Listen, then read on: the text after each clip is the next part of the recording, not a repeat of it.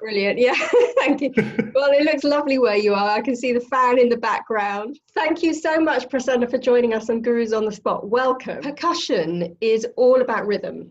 So what I really want to know from you is, what has classical Indian music taught you about navigating the rhythms of life? Classical Indian music, or music on the whole, I think what it's taught me is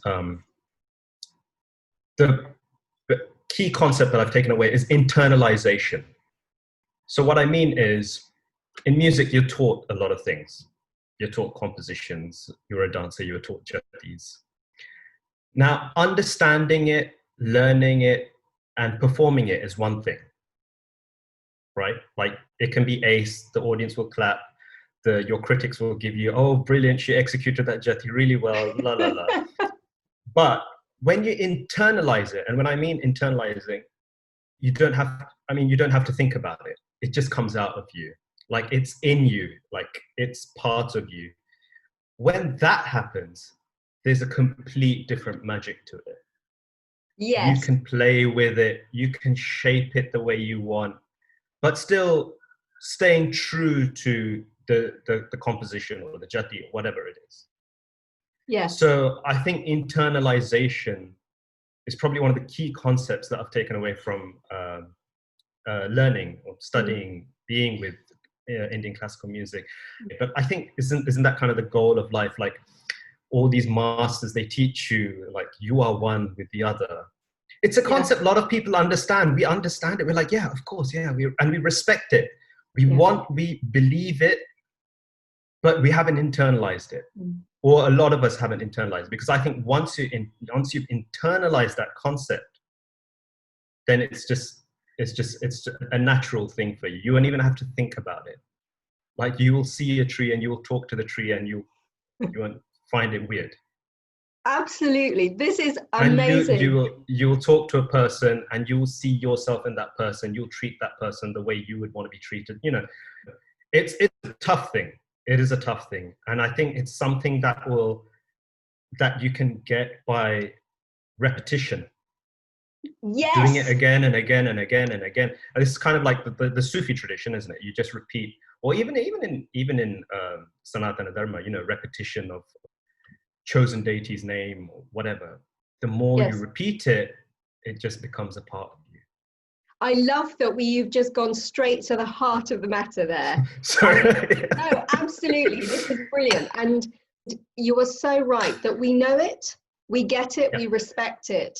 Yeah. But taking it to the next level of actually living it and experiencing it, I feel that as a world, we are now really ready to make that shift on a mass level. And this is, of course, supported by communication technology, et cetera, that we can all help each other in doing this. So thank you for going straight to the heart of that. And the point about repetition, let's just go into that, because one thing that I've learned is that repetition is actually the key to spontaneity. And I know that might sound like a contradiction, but actually we repeat the same jatis, we repeat the same patterns, you know, you repeat the same rhythmic patterns, the same bowls, the same sounds. And when that becomes internalized, as you say, it becomes a part of you, so that it becomes a part of your breath. It just pours out of you. And you don't have to think about it. Exactly. You don't have to think about it. It's become a part of your body. You know, it's in your bones. It's exactly. In your muscle. And that is when you can get into the flow of spontaneity very easily. Yeah, definitely. Because because I feel like music, it's like a jigsaw puzzle. You're taking the pieces that are already in you and you're making it into a puzzle. A jati, I mean, I know we say, you know, musicians are spontaneous and we improvise on the spot, but if you really, really dig deep, and I know a lot of musicians will probably say, no, you're wrong. But I believe that it is literally a jigsaw puzzle, because you're taking what you've learned. It's somewhere in your memory and you know that piece will fit there. So you just take it and put it there. Amazing. And that'll finish and that'll complete the picture or the calculation of it. The spontaneity comes out of the fact that you have all of this information and experience already stored within you. That makes complete sense. Yeah. You have spent a lot of time learning and studying with Pandit Ravi Shankar. Now, you began your training, as I did, at the Bhavan Centre in London. You were very brilliant, very young. I'm not going to spare your blushes. So you then went on to train under Pandit Ravi Shankar. Now, when one has the opportunity to spend time with an artist like that, who is so focused on their art form, and who has, shaped the cultural landscape right across the world, you imbibe things on many different levels. So what I want to know is, he taught the Beatles and he taught you, Prasanna. What is the most valuable learning that you've imbibed from spending time with Ravi Shankar? One thing that really sticks out, I'll probably say, is presentation. Now, when I say presentation, in a lot of things, I mean that in a lot of ways. Like when you go on stage, what I loved about him was there was no, he didn't talk too much on stage. He greeted the audience and he told them what he was going to perform. That was it. And after that, he would say what he was going to perform again, introduce the artists, and play the last piece. And that's it. There's no more talking on stage. And I think I'm right in saying that it's even in his contract. It was even in his contract that there should be no speeches after the performance. No one should talk after a performance, which I think is brilliant. Why do you think that's brilliant? Yeah, why is that? Tell us. Like hundreds of people, thousands of people have come to watch a performance. You want them to go back with music in their ears and their mind. You don't, because, and as a human being, what's going to stay in your ears when you leave? The last thing that you heard, right? Not that it could have been like a 2-hour performance, a 3-hour performance, but it's maybe like the last 15 minutes that's probably going to stay in your ears or stay in your mind. Last thing you want is to hear someone talking and that you go away with that. It kind of makes me sad that we go to a lot of Indian classical shows and we expect people to talk at the end, and you just you go back home kind of missing out or kind of forgetting the music that you've heard. There is a very strong energy field that is created by the performance, by the music. Exactly. And that's then disrupted by the speeches. I completely understand what you're saying. Exactly. So I think, and even as an artist, I think there's only so much you should say on stage. I mean, the way he presented, it was just the music, nothing else. I mean, I think after a while there was even, he got even more strict, and there was no, I know some performance, they have the banners of the sponsors and everything on stage. None of that. It was a clean slate. The stage was a clean slate. There might be a gobo of like an Om or a lotus on the back, and that was it. No distractions. It was just the music.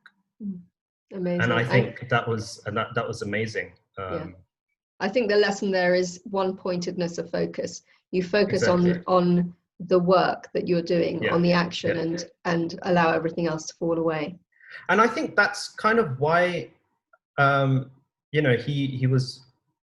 it worked when he took classical music, Indian classical music, to the West. I mean, yes, he also presented it in a way where it was a little more compact. It wasn't 4 hours, 5 hours. It was like maybe 90 minutes. But also, I think all of this, the way he presented Indian music as a whole to the West, is why it worked in the West, and why people like us have a career in music today, and we don't have to struggle or think how to take it to the West. So on that note, what are you working on at the moment? Being a dad. The next performance that's coming up is in November in Germany.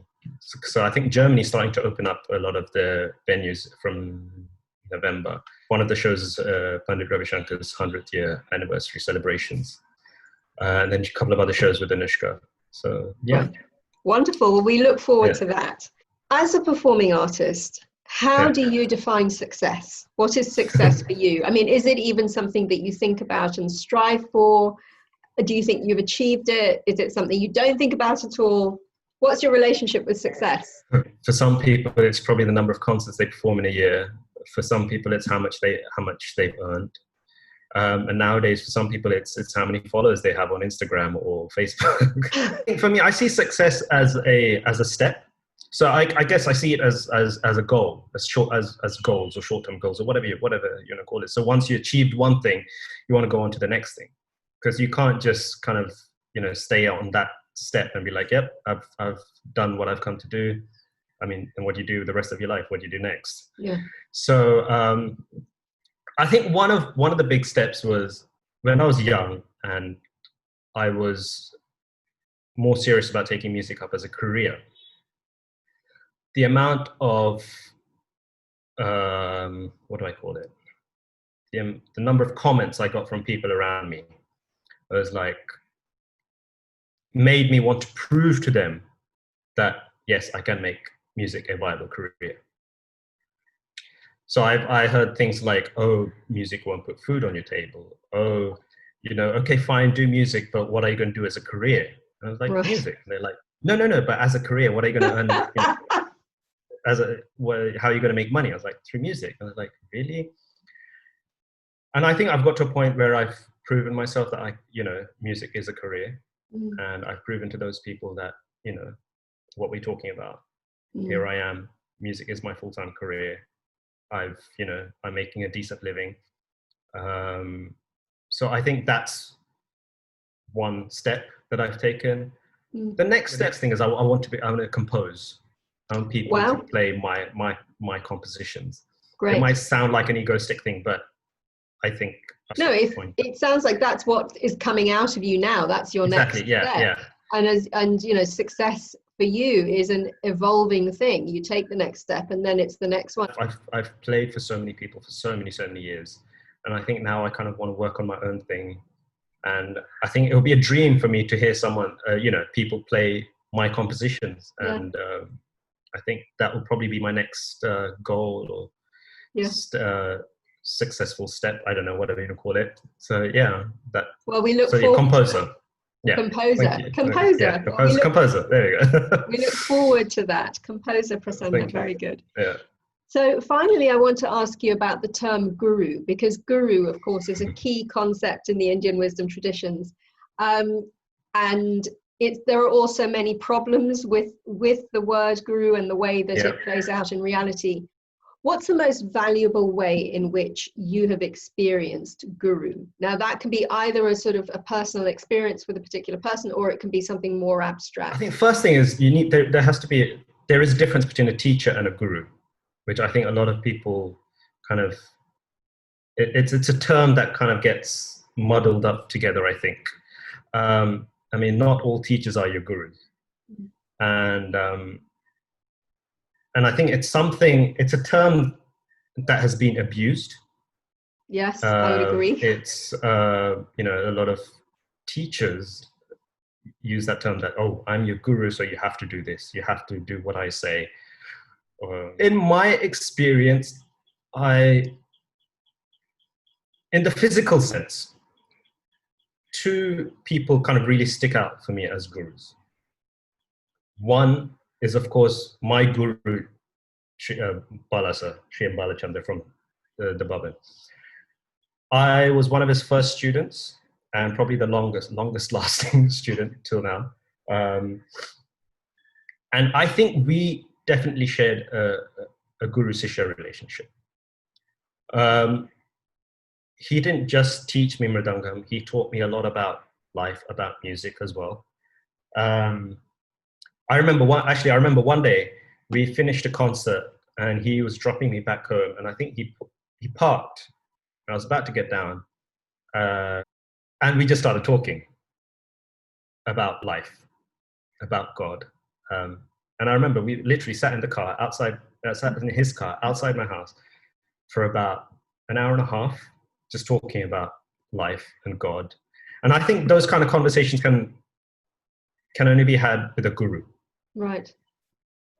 And a guru is also someone who not just project information to you, but will also listen to you as well. Wow. He was always keen to listen to what I had to say as well. Mm. So, Balasa is definitely one of my gurus. And he would just tell me things. I mean, I can't think of examples off the top of my head, but I remember he would just tell me things randomly that would make so much sense at that moment. And I think only a guru can do that to you. Mm. Mm. The other person, of course, is Pandit Ravi Shankar. Mm. I mean, I haven't formally learnt things from him. I mean, yes, I've learnt things from him in the way of working with him, where he would tell you, or he'll tell me, do this or do that, play it like this, play it like that. I wasn't a formal student of his, but being around him for almost a decade, I learned so much about music, just observing him. Like, he didn't have to tell me much. I didn't really have to say much to him, but just observing him, the way he conducted himself, the way he spoke to people, the way he presented himself, the way he practiced, the way he interacted with musicians, the way he interacted with young musicians versus senior musicians, the way he interacted with his co-artists. I think there was just so much that I learned, I imbibed from him. Yes. So I would like to, in that way, I feel like definitely he was a guru for me. Mm-hmm. Spiritually, I feel like I found gurus at a time when I needed them. Not in person, but maybe through books, maybe through videos, maybe through someone saying what someone said. And I feel like a guru is someone. I know we say you have to find the right guru for you, but I think a guru is someone who will come to you at the right time. Yeah. And I think when you put out the thought into the universe, or thought to your angels, higher, whatever you want to call it, God, universe, angels, higher being, whatever. When you put a thought out saying, I need guidance, that guidance, that light, I'm using the term light because guru is the dispeller of darkness. Mm-hmm. I'm using that term, that light will come to you at the right time when you need it. And I think the universe knows when you need that guru. Yeah. Because the thing is, before Balasa, I learned Mridangam from a few different people.